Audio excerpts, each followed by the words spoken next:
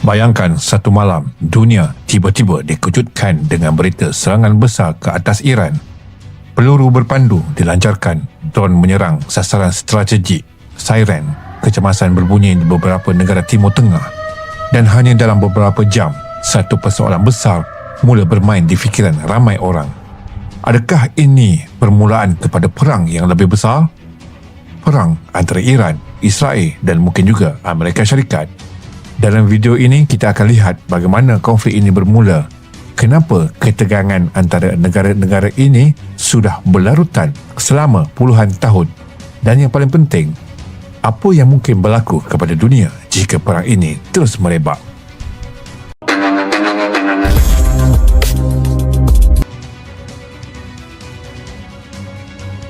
Untuk memahami apa yang sedang berlaku hari ini, kita perlu kembali beberapa dekad ke belakang. Sebelum tahun 1979, Iran sebenarnya bukan musuh kepada Israel. Malah, kedua-dua negara ini pernah mempunyai hubungan diplomatik yang agak baik. Tetapi, semuanya berubah selepas Revolusi Islam Iran pada tahun 1979. Kerajaan baru Iran yang dipimpin oleh Ayatollah Khomeini mengambil pendirian yang sangat keras terhadap Israel. Israel dianggap sebagai musuh utama. Sejak saat itu, hubungan antara kedua negara ini tidak pernah pulih. Iran mula menyokong beberapa kumpulan bersenjata di Timur Tengah yang juga menentang Israel. Antaranya termasuklah Hizbullah di Lebanon dan Hamas di Gaza.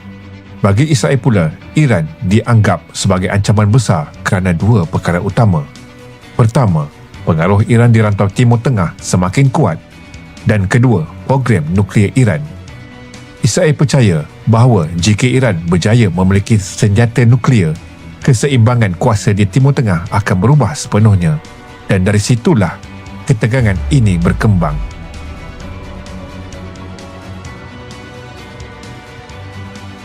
Walaupun kedua-dua negara ini jarang berperang secara langsung, hakikatnya konflik antara Iran dan Israel sebenarnya sudah lama berlaku, tetapi dalam bentuk peperangan bayangan.